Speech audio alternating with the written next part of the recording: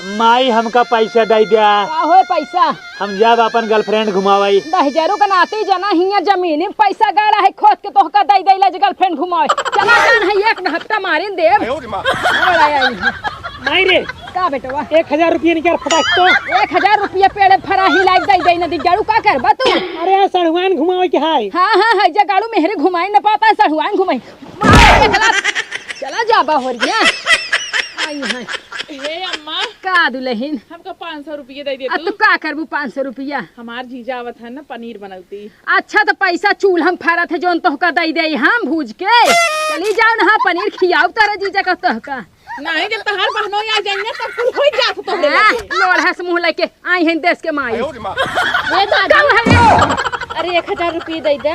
1000 रुपया दे दे दादी कहाँ पावे 1000 रुपया दे दे लाई चला जा दादी बेच के सब जने रुपया लाई ले जा रुपया बारे सबके पियास बाड़िए भाग।